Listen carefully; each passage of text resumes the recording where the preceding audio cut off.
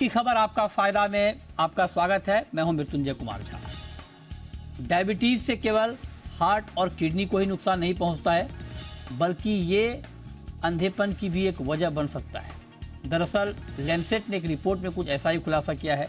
Report के मुताबिक भारत में 40 साल से ऊपर के करीब 30 लाख डायबिटिक मरीज अंधेपन का शिकार हो सकते हैं। साइंटिफिक टर्म में इस बीमारी को डायबिटिक रेटिनोपैथी कहते हैं। आज हम इसी मुद्दे पर चर्चा करेंगे, समझेंगे कि डायबिटीज का आंखों की रोशनी से क्या कनेक्शन है, डायबिटिक रेटिनोपैथी के खतरे, इसके लक्षण और बचाव पर भी एक्सपर्ट से हम बात करेंगे और आपको बताएंगे कि डायबिटीज को कंट्रोल रखना हम सब के लिए कितना ज़रूरी है और अगर ये अनकंट्रोल होता है तो ये आंखों की रोशनी को किस तरह से छीन सकता है। इस पर हम डिटेल में बात करेंगे, लेकिन उससे पहले देखिए ये खास रिपोर्ट।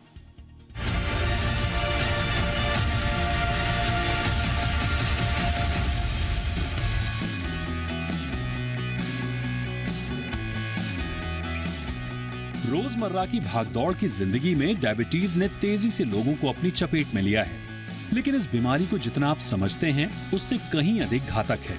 इसे अभी तक किडनी और हार्ट की बीमारी से जोड़कर देखा जाता रहा है, लेकिन लैंसेट की ताजा रिपोर्ट ने चौंकाने वाला खुलासा किया। रिपोर्ट की माने तो डायबिटीज के चलते 40 साल से ज्यादा उम्र वाले करीब 30 लाख लोगों को अंधेपन का खतरा है। डायबिटीज से होने वाली अंधेपन की बीमारी को डायबिटिक रेटिनोपैथी कहते हैं। रिपोर्ट में कहा गया है कि देश की 13% आबादी पर डायबिटिक रेटिनोपैथी का खतरा मंडरा रहा है। वहीं 4% लोग तो ऐसे हैं जिन्होंने डायबिटिक रेटिनोपैथी का इलाज नहीं करवाया, जिसके चलते उनकी आंखों की रोशनी पर गहरा असर पड़ा है। पहले समझते हैं कि आंखों की रोशनी से डायबिटीज का क्या कनेक्शन है। आखिर कौन सी बला है डायबिटिक रेटिनोपैथी? दरअसल डायबिटीज हमारे शरीर की छोटी रक्त वाहिकाओं को नुकसान पहुंचाता है और उन्हें कमजोर करता है, जिससे ब्लड सप्लाई में रुकावट आने लगती है। ब्लड सप्लाई में होने वाली इस दिक्कत का सीधा असर रेटिना पर पड़ता है, जो कि हमारी आंखों का मुख्य भाग है। रेटिना से जुड़ी इस समस्या को डायबिटिक रेटिनोपैथी कहते हैं। इस बीमारी की वजह से रेटिना के मुख्य हिस्से मैक्यूला में सूजन आ जाती है, जिसे डॉक्टरी भाषा में डायबिटिक मैक्यूलर एडिमा कहते हैं। इस बीमारी में diabetic retinopathy, glaucoma, diabetic macular oedema और मोतियाबिंद शामिल है। डायबिटिक रेटिनोपैथी के लक्षणों की बात करें तो आंखों के सामने काले धब्बे दिखना, धुंधला दिखना, डबल इमेज दिखना, आंखों में दर्द होना, रंगों को पहचानने में परेशानी होना इसके अहम लक्षण हैं। कई बार ऐसा भी होता है कि डायबिटिक रेटिनोपैथी के शुरुआती चरण में कोई लक्षण नहीं दिखते। भारत में आंखों के अस्पताल में जाने वाले डायबिटीज के मरीजों में करीब 45% मरीज इस बीमारी का पता चलने से पहले ही अपनी आंखों की रोशनी खो चुके होते हैं। डायबिटिक रेटिनोपैथी के जोखिम को कम करने के लिए सबसे कारगर उपाय है कि डायबिटीज की एबीसी को कंट्रोल में रखा जाए। यहाँ ए का मतलब A1C यानी हीमोग्लोबिन प्रोटीन, बी का मतलब ब्लड प्रेशर और सी का मतलब कोलेस्ट्रॉल से है। वहीं डायबिटिक रेटिनोपैथी का इलाज संभव है। समय रहते लेजर ट्रीटमेंट और विट्रोरेटिनल आई सर्जरी के जरिए इस बीमारी को ठीक किया जा सकता है। फिलहाल तो डायबिटीज को लेकर गंभीर रहने की जरूरत है, क्योंकि शुगर के मरीजों में आंख की रोशनी के जाने की आशंका दूसरों के मुकाबले 25% ज्यादा होती है। ब्यूरो रिपोर्ट, जी मीडिया। और चलिए अब इस पर चर्चा की शुरुआत करते हैं। और आज की चर्चा में हमारे साथ 3 खास मेहमान जुड़ रहे हैं। हमारे साथ हैं doctor Mahipal Sachdev, director centre for site के। हमारे साथ डॉक्टर सुधीर त्रिपाठी हैं, एंडोक्रोनोलॉजिस्ट सर गंगाराम हॉस्पिटल के, और साथ ही डॉक्टर पवन गुप्ता है, सीनियर रेटिना स्पेशलिस्ट I7 के। आप सभी का बहुत बहुत स्वागत है। मेरा सबसे पहला सवाल सुधीर त्रिपाठी जी आपसे होगा सर। अच्छा, मैं आपके पास आता हूं अभी, लेकिन मेरा एक पहला सवाल महिपाल जी आपसे होगा सर, क्योंकि हम ये बात कर रहे हैं कि डायबिटीज का जो आंखों की रोशनी है उससे क्या कनेक्शन है, तो इसको जरा अगर आप डिटेल में समझा पाएं हमारे ऑडियंस को तो।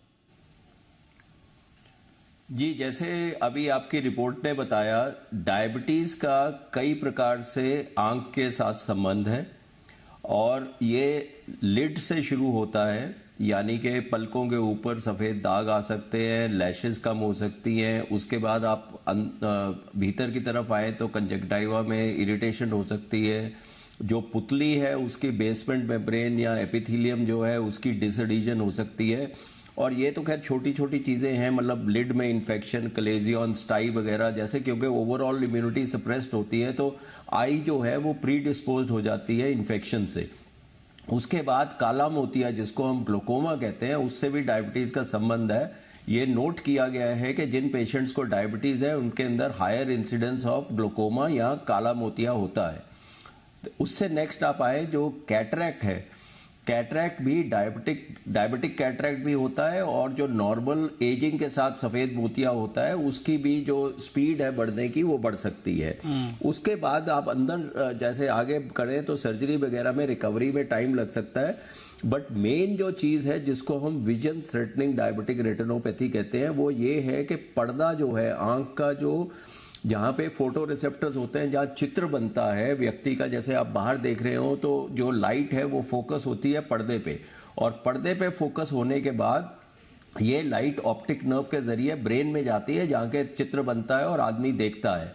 तो ये जो माइक्रोवैस्कुलोपैथी होती है, यानी कि जो छोटी छोटी नाड़ियाँ होती हैं पर्दे में, उसमें बहुत सारी नाड़ियाँ होती हैं, उसमें लीकेज हो जाता है, उसमें नई नाड़ियाँ बन जाती हैं जिसमें कि खून आता है और पर्दे के अंदर स्वेलिंग आती है। जैसे कि आपने रिपोर्ट ने बताया तो सबसे ज़्यादा जो चीज़ होती है वो डायबिटिक मैकुलर एडीमा होता है। अच्छा, तो ये डायबिटिक रेटिनोपैथी जो होती है ये हल्के हल्के बढ़ती है। पहले इसको हम नॉन प्रोलिफरेटिव डायबिटिक रेटिनोपैथी कहते हैं, जिसमें कि नई नाड़ियां बहुत ज्यादा कोई नहीं होती हैं। फिर प्री प्रोलिफरेटिव होता है, फिर प्रोलिफरेटिव होता है। प्रोलिफरेटिव में नई वेस्कुलर फ्रॉन्ट या नई नाड़ियां बन जाती हैं और वो ब्लीड करती हैं। ये नाड़ियां फ्रेजाइल होती है तो इसमें ब्लड आ जाता है। तो even in the most developed countries like in US etcetera, the leading cause of blindness is diabetic retinopathy in adults. ये आपने बहुत बड़ी बात कही सर कि यूएस में भी जो डेवलप्ड नेशन है वहां पर भी जो आंखों की रोशनी जा रही है उसके पीछे की बड़ी वजह डायबिटीज है। ये बहुत बड़ा मसला है। और जो रिपोर्ट आई है लैंसेट की, उसमें ये कहा गया कि 40 साल से ऊपर की उम्र के 30 लाख लोगों की आंखों की रोशनी डायबिटीज की वजह से जा सकती है और देश की 13% आबादी पर डायबिटिक रेटिनोपैथी का खतरा मंडरा रहा है। तो त्रिपाठी जी, अब आप जरा हमें समझाएं सर डिटेल में कि डायबिटीज का वो कौन सा स्टेज होता है जो हमें अंधेपन की तरफ धकेलता है, ये जरा डिटेल में समझाएं सर।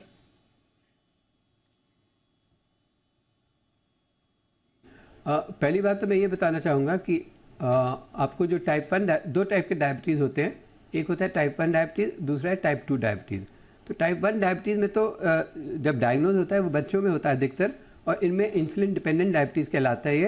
एंड इसमें आपका जो रेटिनोपैथी का रिस्क एट द डायग्नोसिस बहुत कम रहता है, नेग्लिजिबल रहता है। So type 1 diabetes do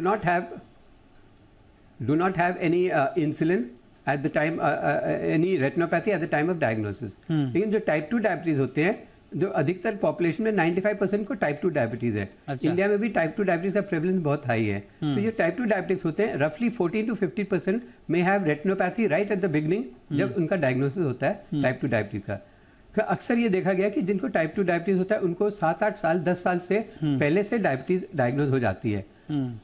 undiagnosed रहता है बट पता रहती है डायबिटीज। शुगर धीरे धीरे बढ़ता है, from 80 it got to 90, then 100 and ultimately diabetes. तो इस दौरान as the linear relationship between the level of sugar and the retinopathy, so even before the diagnosis of diabetes is made, retinopathy set in हो जाती है।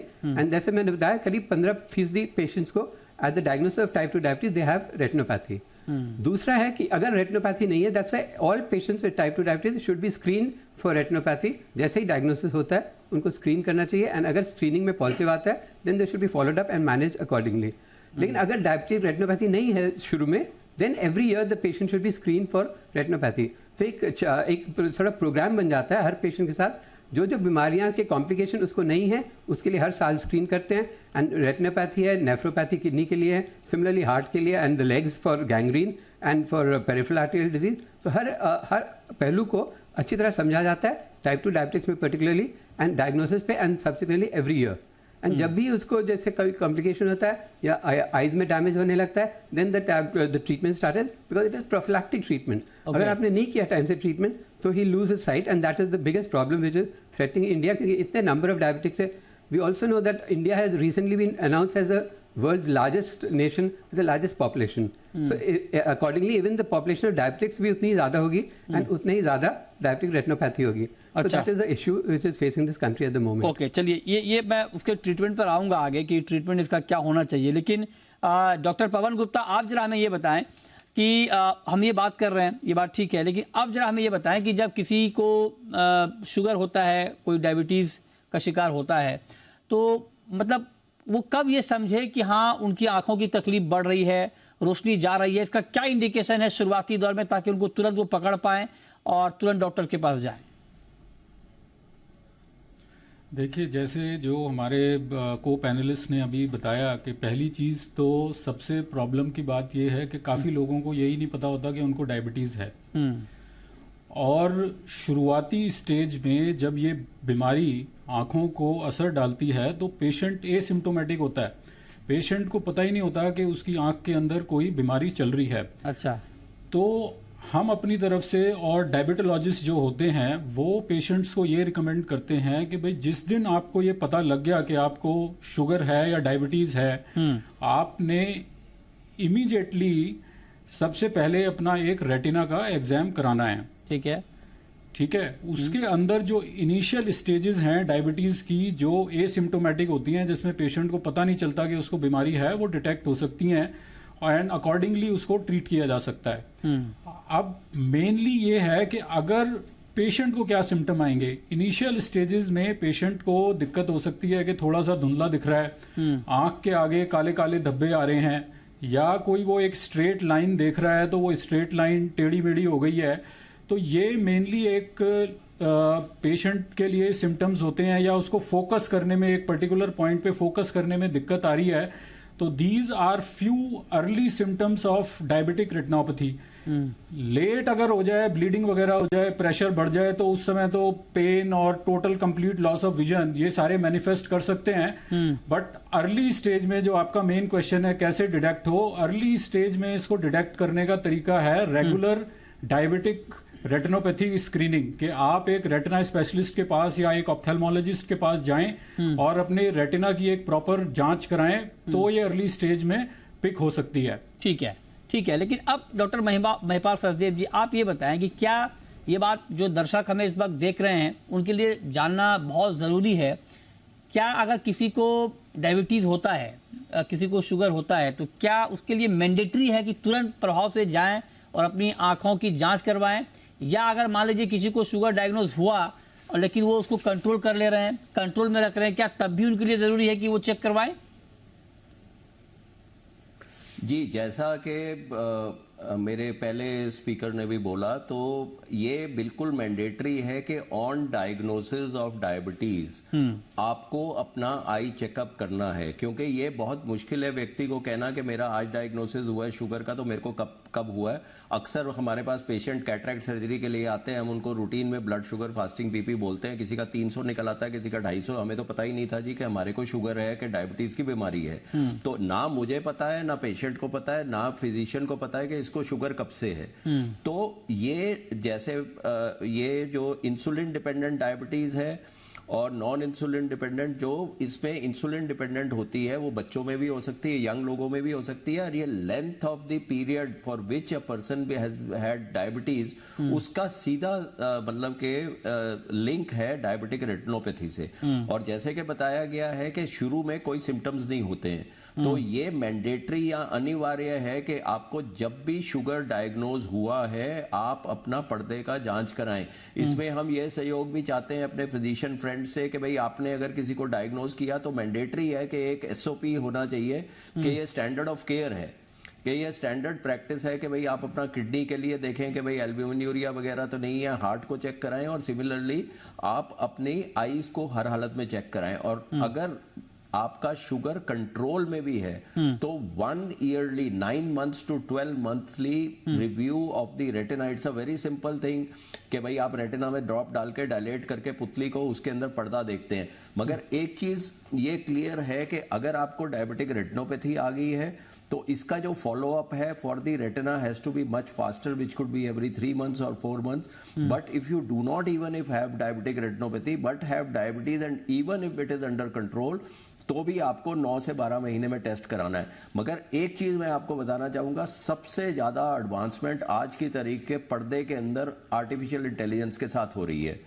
There are hand held cameras that have been developed, that are being developed, and ये हमारे जीवन में या आपके जीवन में होगा कि आप मॉल में जाएंगे, मॉल में आपका बिना कुछ किए हुए पर्दे की फोटो और आर्टिफिशियल इंटेलिजेंस आपको बता देगी कि आपको डायबिटिक रेटिनोपैथी है कि नहीं है, या आपको प्री प्रोलिफरेटिव चीजें proliferative, this is going to happen in our life time. ठीक है सर, ये बहुत महत्वपूर्ण बात आपने कही। मैं आऊंगा सर आपके पास, ये आपने बहुत डिटेल में बताया। लेकिन डॉक्टर त्रिपाठी, अब जरा ये बताइए सर, ये तो बहुत महत्वपूर्ण बात हम लोग ये कर रहे हैं कि क्या कनेक्शन है आंखों की रोशनी का डायबिटीज से। लेकिन आप जरा बताइए सर, जब किसी को डायबिटीज डायग्नोज होता है तो, और उसके बाद जैसे आप लोग कह रहे हैं कि तुरंत आंखों का चेकअप भी कराना चाहिए, तो आंखों का चेकअप कराने के बाद क्या जो डायबिटोलॉजिस्ट होते हैं जब वो कोई दवा प्रिस्क्राइब करते हैं तो क्या उसमें मतलब ऐसा कुछ होता है कि भाई आपकी आंख की रोशनी की दवा भी उसमें शामिल हो, या डायबिटीज के जो मरीज हैं क्या उनको उनसे बोलना चाहिए कि हाँ आप मुझे आंख के लिए भी दवा दो, या स्पेशली उनको आंखों के डॉक्टर के पास ही जाना चाहिए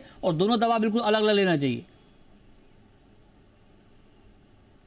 जी, ये बहुत अहम सवाल है, बिकॉज जब भी आप देखते हैं पेशेंट को जिसको टाइप 2 डायबिटीज़ होता है, एंड जब डायग्नोसिस पे या बाद में जब भी उसको डेवलपमेंट होता है कि एनुअल रिव्यू में ही डेवलप्स डायबिटिक रेटिनोपैथी, तो उसका इलाज कई प्रकार से होता है। एक तो आँख के डॉक्टर देखेंगे, वो तो अलग है इलाज, क्योंकि उनको लेज़र करते हैं या इंट्राविट्रियल इंजेक्शन देते हैं जो आजकल चले हुए हैं। जो भी तरीका है वेजेफ, एंटी वेजेफ कहते हैं उसको, वो इंजेक्शन, वो तो आई स्पेशलिस्ट का डोमेन है, वो ही करते हैं depending upon the severity of the diabetic retinopathy. पर जो डायबिटोलॉजिस्ट हैं या फिजिशियन है जो डायग्नोज करते हैं डायबिटीज़, उनको लाइफ लॉन्ग ट्रीटमेंट पे रखते हैं, उनका रोल बहुत अहम है, because they have to make sure that blood sugar levels get controlled. Because जो कॉम्प्लिकेशन होती है retinopathy is called a microvascular complication, जो छोटे ब्लड वेसल्स होते हैं वो इफेक्ट होते हैं टाइप 2 डायबिटीज़ में। और अगर टाइप 2 डायबिटीज़ की रेटिनोपैथी है, then the blood sugar levels have to be kept totally under control, very tight control. और HbA1c का लेवल होना चाहिए लेस देन 6.5%। यदि आप ये जो HbA1c एक टेस्ट होता है जो 3 महीने का एवरेज बताता है, वो आपका 6.5% से कम होना चाहिए, एंड 7% से कम in older people, younger people में 6.5 से कम। एंड आपका फास्टिंग शुगर जो है, जो खाली पेट शुगर कहलाता है, वो करीब 100 के लगभग होना चाहिए, 90 to 100, that's called tight control. And अगर ओल्डर पेशेंट है तो उनके में 120-130 तक कर सकते हैं। एंड जो खाने के बाद शुगर होता है 2 घंटे बाद वाला, उसको रखते हैं करीब 140 से 160 पे। सो that is a tight control of diabetes, जो प्रिवेंट करती है फर्दर डिटीरियरेशन ऑफ द रेटिनोपैथी। अगर है क्रॉस क्वेश्चन सर आपसे पूछना चाहूंगा, आपने कहा कि जो खाली पेट वाला शुगर वो 100 के पास रहना चाहिए और जो खाने के 2 घंटे बाद वाला है 140, तो क्या अगर मान लीजिए किसी का क्योंकि रेंज तो है ही सबको मालूम है, लेकिन फिर भी चूंकि एक डॉक्टर की तरफ से मैं सुनना चाह रहा हूँ कि 100 अगर किसी का शुगर है मान लीजिए और खाने के बाद 140 है, तो क्या वो डायबिटिक नहीं माना जाएगा सर, कंट्रोल माना जाएगा? नहीं, डायबिटीज ये मान के चल रहे हैं कि patient has been diagnosed to have diabetes, अच्छा, उसको ट्रीट कर रहे हैं जिससे भी दवा से, इंजेक्शन से, या उसके बाद अगर उसका ये टारगेट है उसका कंट्रोल के लिए, अच्छा, जिसे कि इतना कंट्रोल करेंगे तब आपके माइक्रोवैस्कुलर चांसेस कॉम्प्लिकेशन का कम हो जाते हैं। राइट। एंड ये देखा गया कि जब 7% लगभग HbA1c होता है, which is the 3 month average of sugar, 7% से ज्यादा जब होता है तो there is exponential rise in the development of retinopathy. ठीक है। यदि 7% से कम रखेंगे तो बहुत स्लो डेवलप होता है, 7% के बाद बहुत तेजी से रफ्तार बढ़ती है। राइट। एंड देयरफॉर, एंड एक चीज और मैं बताना चाहूंगा कि apart from the blood sugar, 2 चीज और है, एक है ब्लड प्रेशर एंड दूसरा है कोलेस्ट्रॉल। तीनों चीज को इसको कहते हैं ABC of diabetes. A HbA1c होता है, B blood pressure and 3 cholesterol. तीनों को अपने टारगेट्स में रखना चाहिए। यदि ऐसा रखते हैं एंड शुरुआत में डायबिटीज नहीं है रेटिनोपैथी, तो रिस्क बहुत कम हो जाता है। ठीक है। अब prevention of the retinopathy which also obviously okay. एक छोटा सवाल डॉक्टर गुप्ता मैं आपसे पूछना चाह रहा हूँ। Yes sir. अब डॉक्टर गुप्ता एक छोटा सवाल आपसे ये पूछना चाह रहा हूँ कि ठीक है, डायबिटीज के जो पेशेंट हैं उनकी आंखों की रोशनी कम होने या जाने का खतरा रहता है, लेकिन वो कौन सा स्टेज होता है? एक तो होता है कम होना, चलिए रोशनी कम हो रही है, लेकिन अंधेपन के स्टेज तक पहुंचने की प्रक्रिया क्या होती है और उसको कहाँ पर रोका जा सकता है? कैसे ये पता लग जाए कि हाँ बहुत तेजी से डिटोरिएट हो रहा है सिचुएशन और उसको कंट्रोल किया जाए? इसमें देखिए, जो अभी पहले डॉक्टर साहब ने कहा कि भाई ब्लड शुगर लेवल कंट्रोल जरूरी है, उसके साथ साथ जो डायबिटिक रेटिनोपैथी में एक मेजर फैक्टर है वो है ड्यूरेशन ऑफ डायबिटीज। कि जितने ज़्यादा लंबे समय के लिए आपको शुगर से डायग्नोसिस है उतने ज़्यादा चांसेस हैं कि आपके रेटिना के ऊपर असर आएगा। अब जो आपका क्वेश्चन है कि ये कैसे प्रोग्रेस करती है, तो बेसिकली एक आम आदमी को समझाने के लिए ये बीमारी को हम 4 स्टेजेस में डिवाइड करते हैं, 1, 2, 3, 4। जो पहली स्टेज है वो माइल्ड होती है, second is moderate and third is severe और फोर्थ होती है प्रोलिफरेटिव।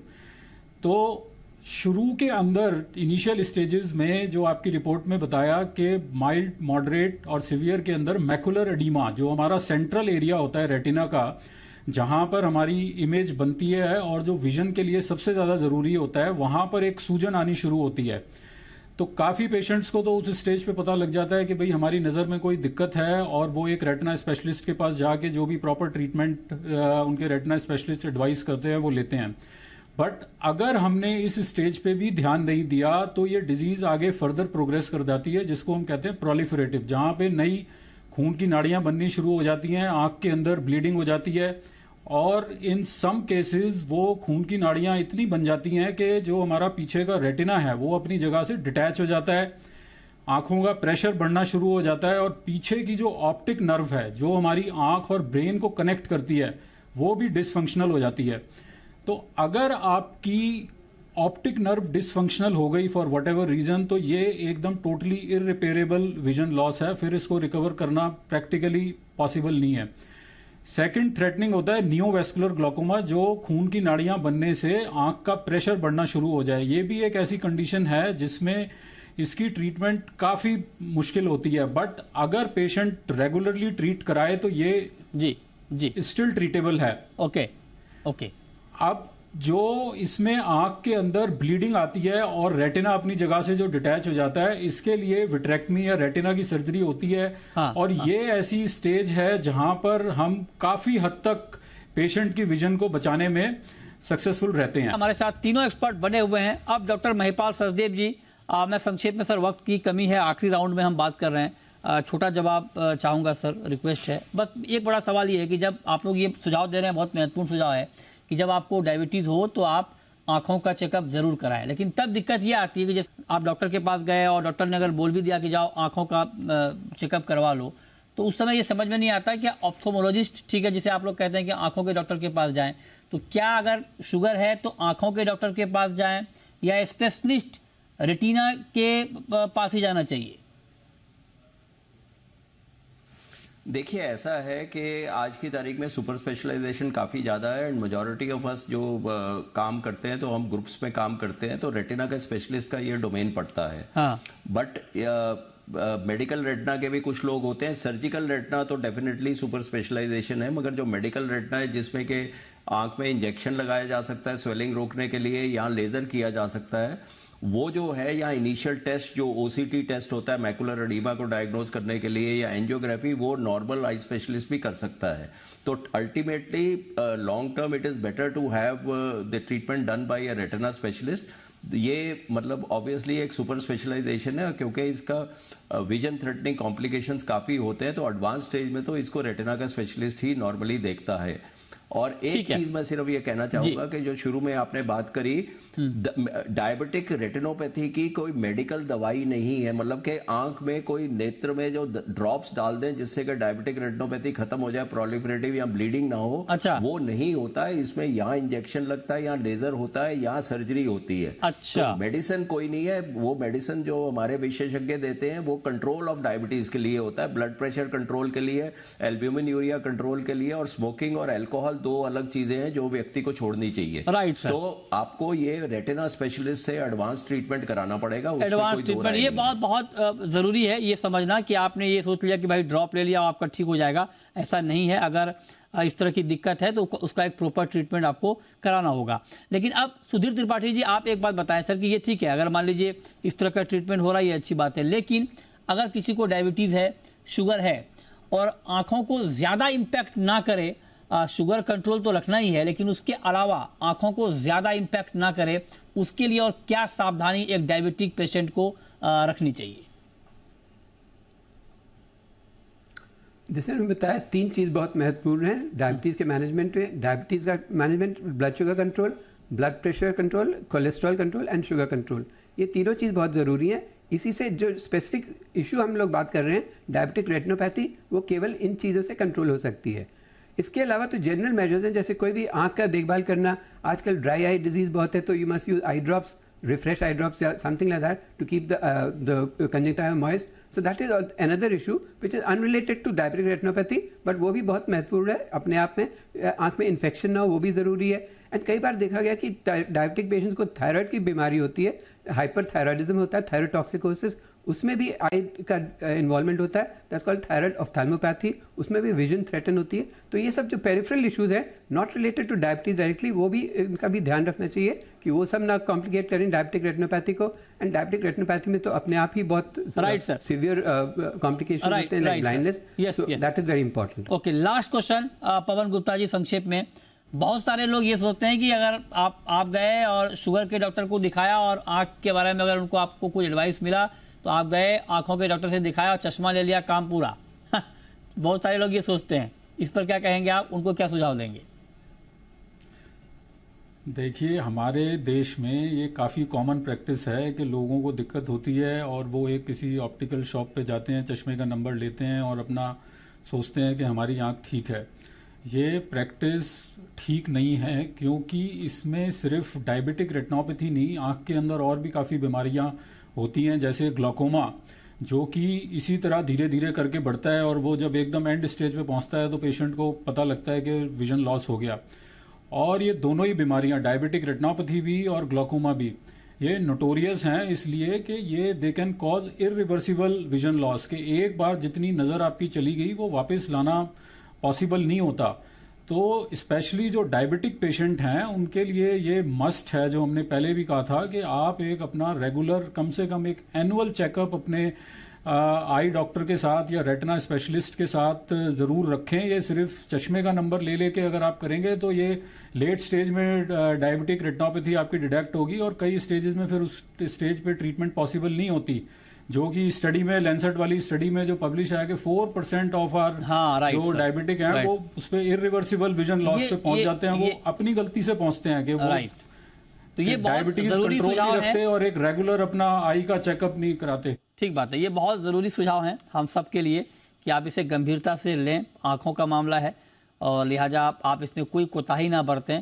अगर आप डायबिटिक हैं, आपको शुगर होता है तो तुरंत जाएं, डॉक्टर को दिखाएं और जो प्रॉपर ट्रीटमेंट है वो लें। कोई लापरवाही अगर आप इसमें करेंगे तो आगे ये आपके लिए ज़्यादा खतरनाक हो सकता है। हमारा मकसद आपको डराना नहीं, हमारा मकसद आपको अवेयर करना है। बहुत शुक्रिया डॉक्टर महिपाल सचदेव जी आपका, डॉक्टर सुधीर त्रिपाठी जी आपका और डॉक्टर पवन गुप्ता जी आपका इस खास चर्चा में जुड़ने के लिए।